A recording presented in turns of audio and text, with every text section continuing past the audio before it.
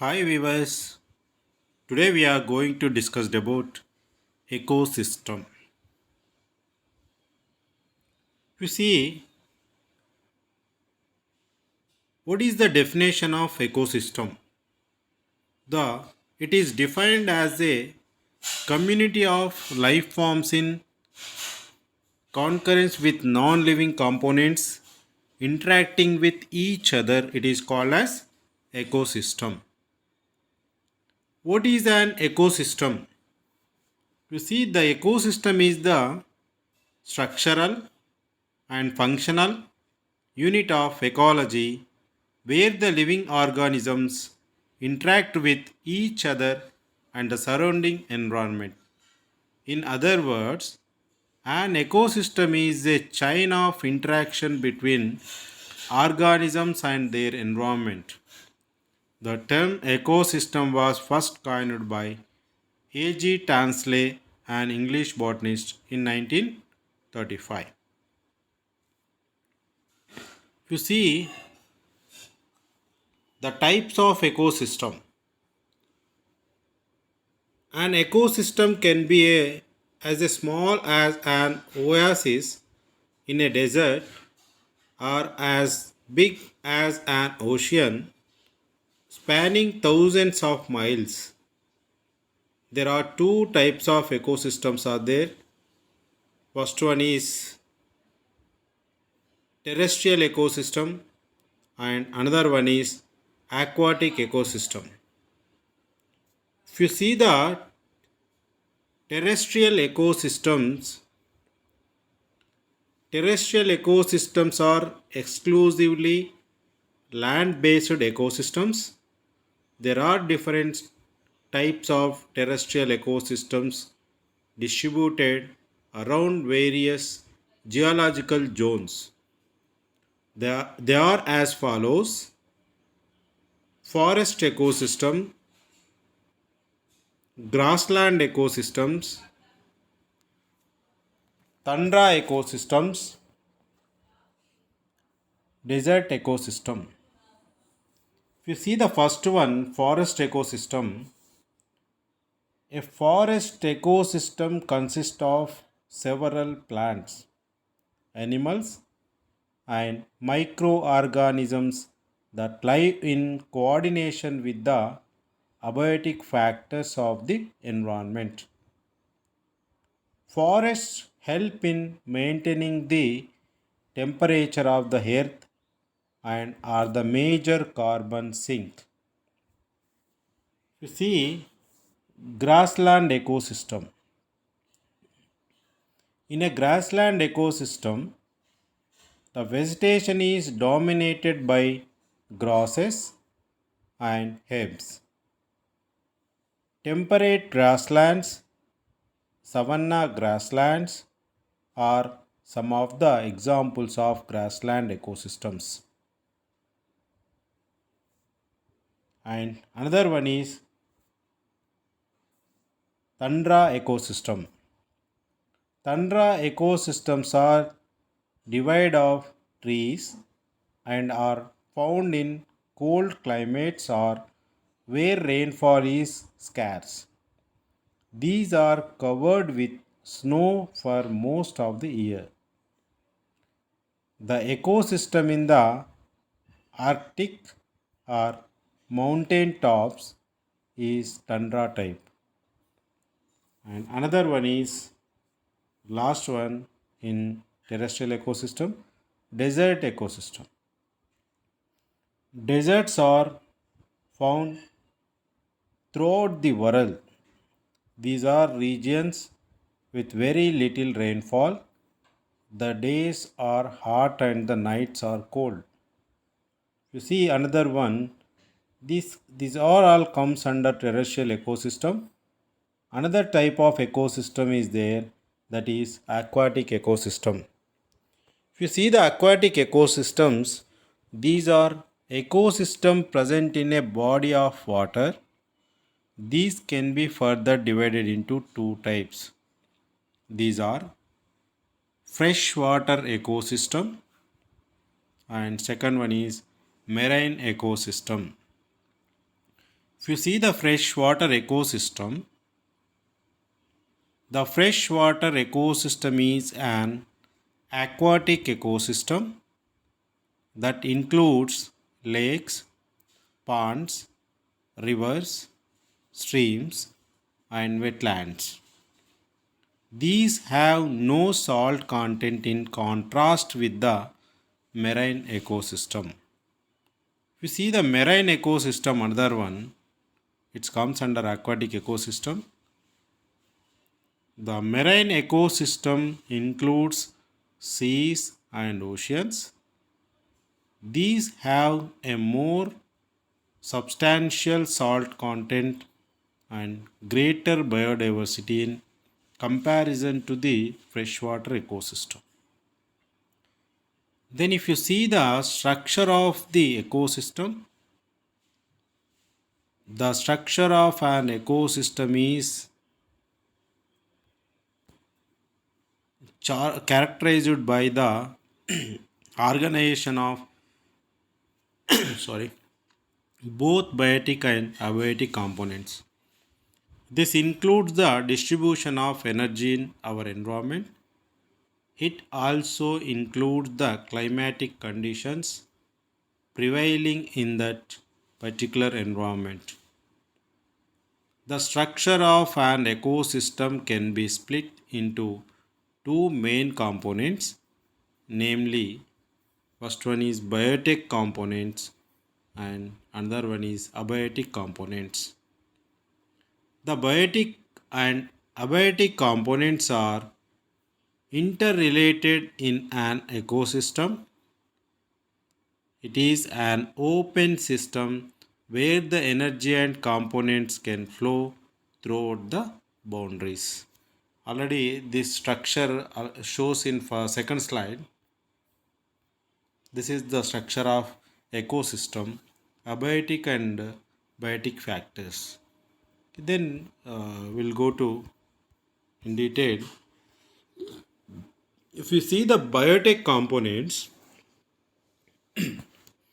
biotic components refer to all life in an ecosystem based on nutrition.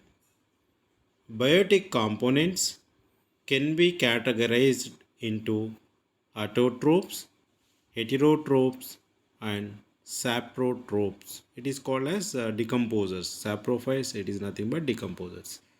If you see the producers include all autotrophs such as plants, they are called autotrophs as they can produce food through the process of photosynthesis.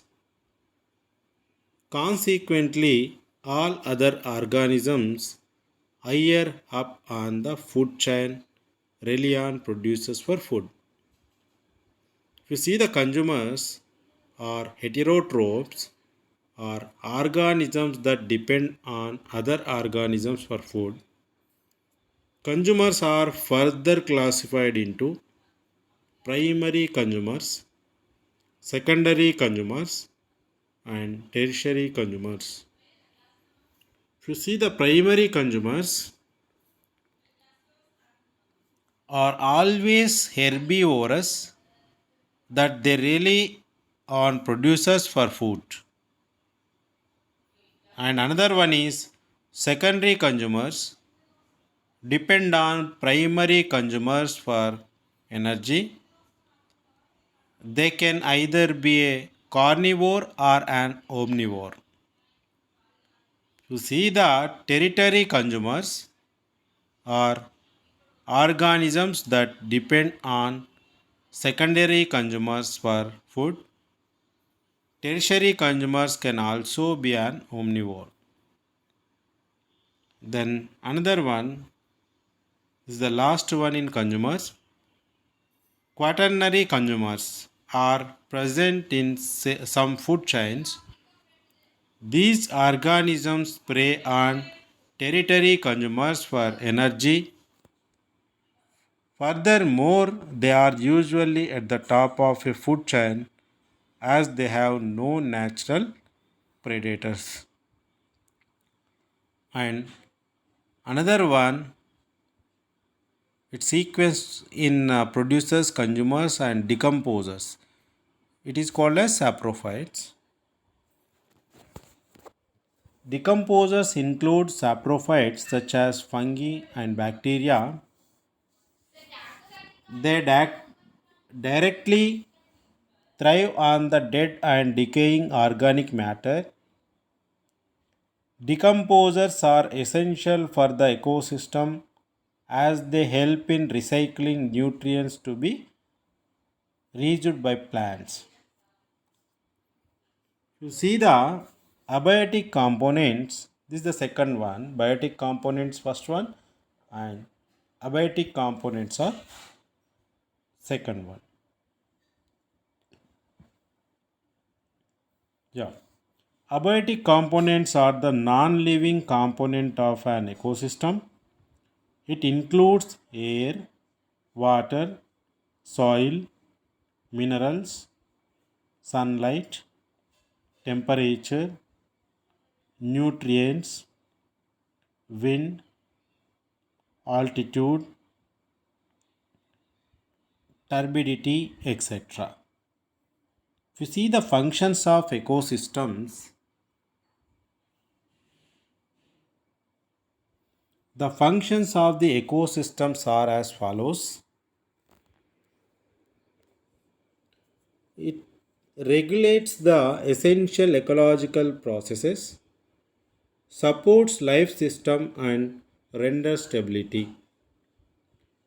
And second one is it is also responsible for the cycling of nutrients between biotic and abiotic components.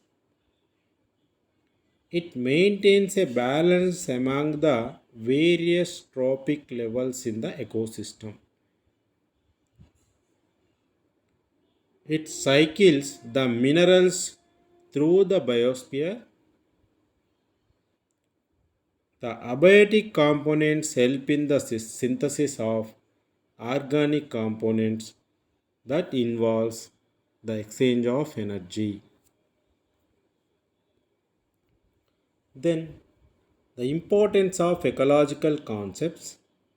So very important for short questions in exams. First one is the food chain.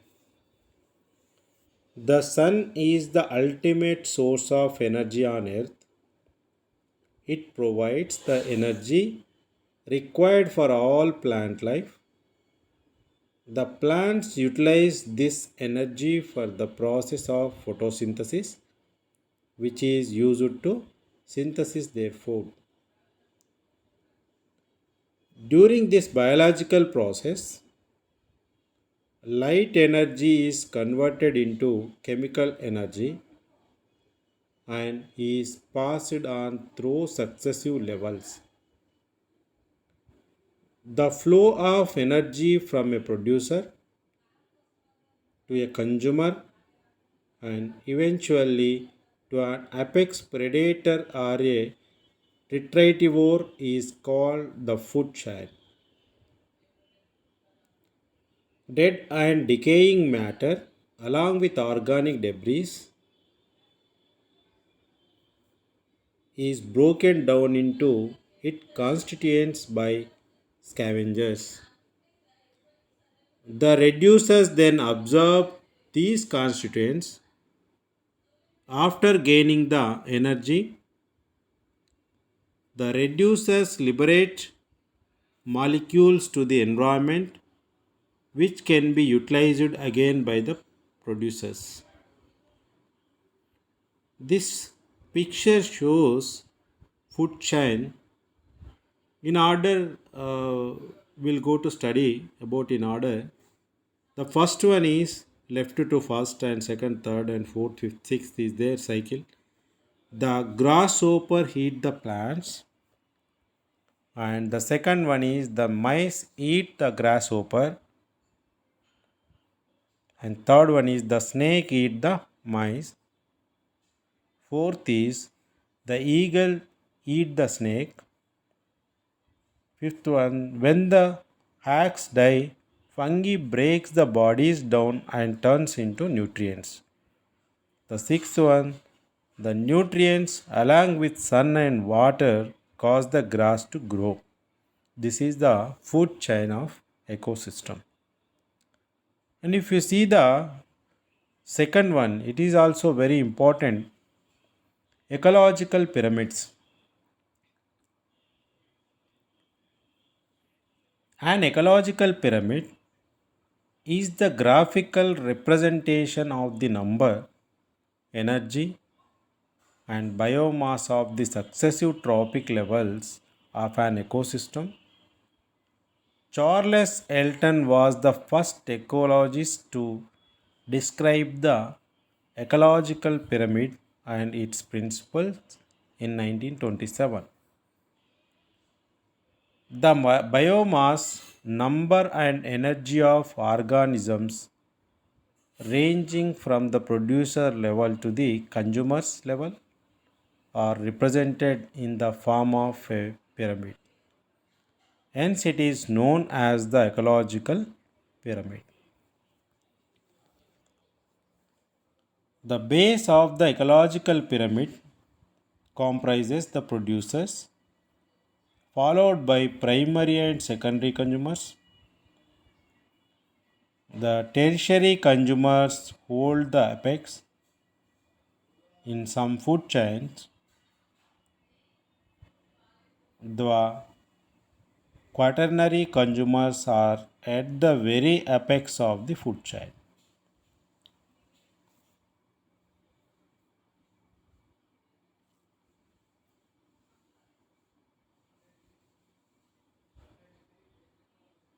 The producers generally outnumber the primary consumers, and similarly, the primary consumers outnumber the secondary consumers, whereas their numbers are considerably lower than the secondary consumers. For example, grasshoppers feed on crops such as cotton and wheat, which are plentiful. These grasshoppers are then preyed upon by common mice, which are comparatively less in number. The mice are preyed upon by snakes such as cobras. Snakes are ultimately preyed on by apex predators such as the brown snake eagle. If you see the sequence, grasshopper eat by mice, mice eat by cobra, and brown snake eagle. This is the economic ecological pyramids. You see the third one is food web.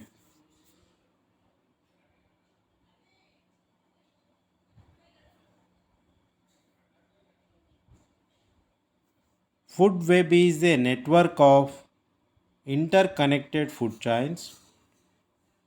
It comprises all the food chains within a single ecosystem. It helps in understanding that plants lay the foundation of all the food chains.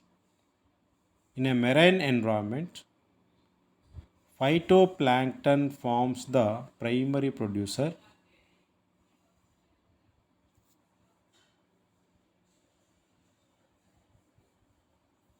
If you go to study about in deep,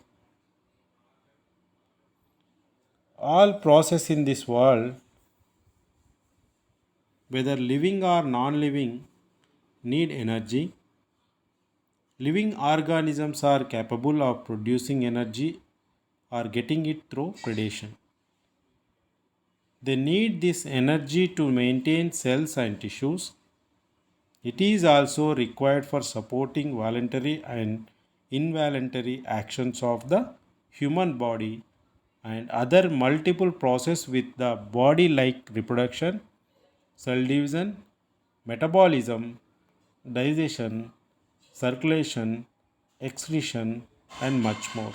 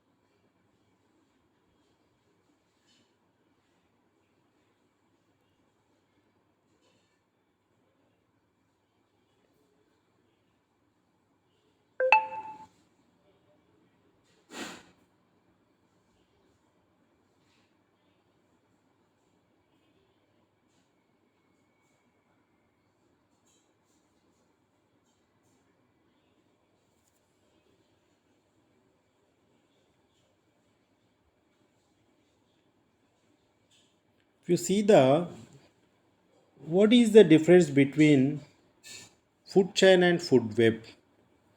If you observe difference between food chain and food web, the most important difference between these two food chain, if you see the food chain in linear pathway showing the flow of energy, in food web a multitude of networks showing the flow of energy. In food chain, an organism of higher level trophic feeds and a specific organism of lower tropical levels.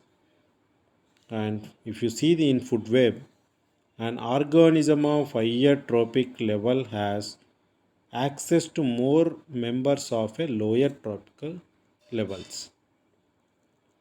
And in food chain has no effect on the adaptability and competitiveness of organisms, but in food web has a role in improving the adaptability and competitiveness of an organisms.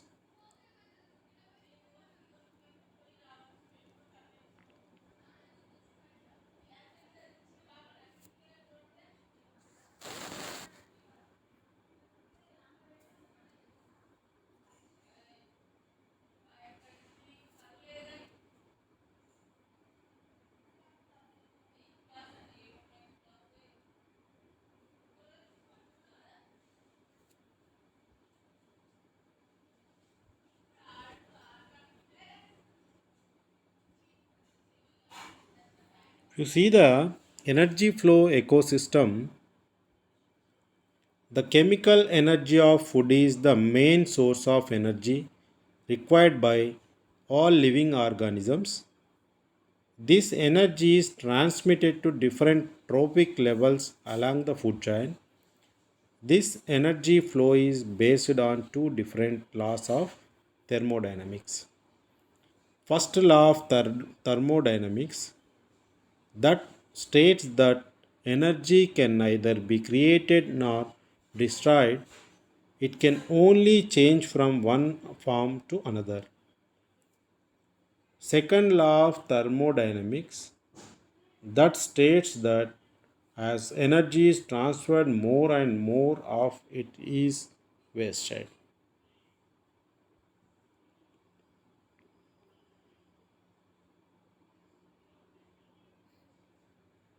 If you see energy flow in ecosystem, the energy flow in ecosystem is one of the major factors that support the survival of such a great number of organisms. For almost all organisms on earth, the primary source of energy is solar energy. It is amusing to find that we receive less than 50% of the sun's effective radiation on earth. When we say effective radiation, we mean the radiation which can be used by plants to carry out photosynthesis.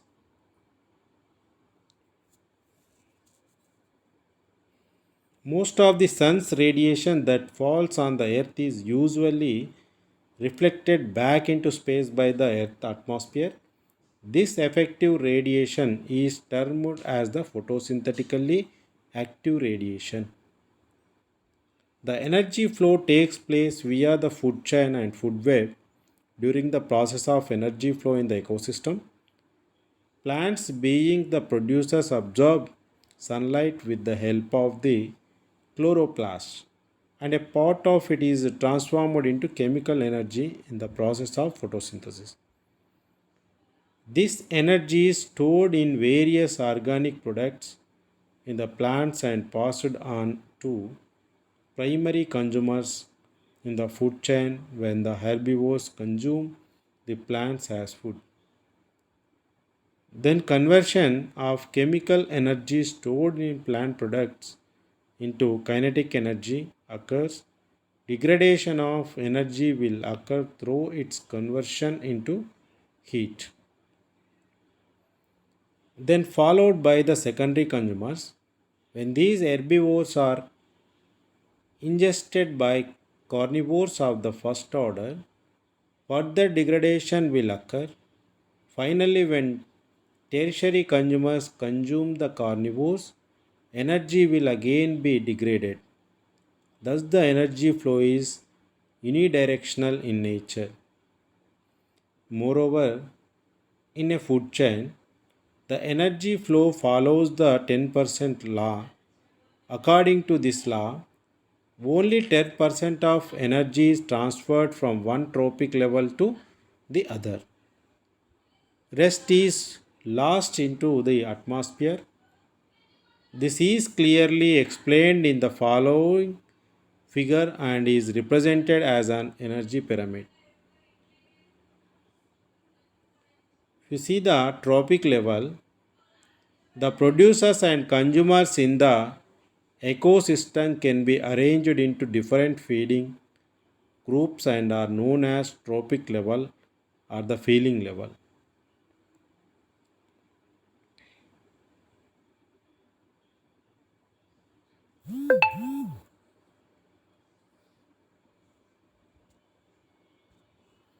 Yeah, there are basically three different types of food chains in the ecosystem, namely grazing food chain and saprophyte,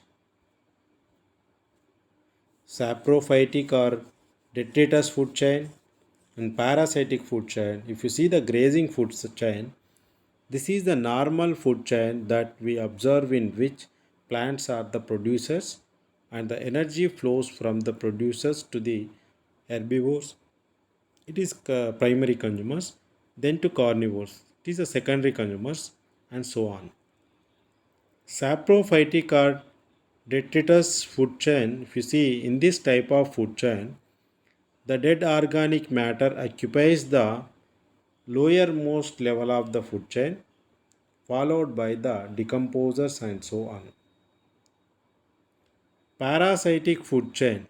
If you see in this type of food chain, large organisms, either the producers or the consumers, is exploited and therefore the food passes to the smaller organisms. In nature, we mostly observe food web as there are many organisms which are omnivores. As a result, they occupy multiple tropic levels. Okay, this is the this is all about ecosystem in nature. Thank you.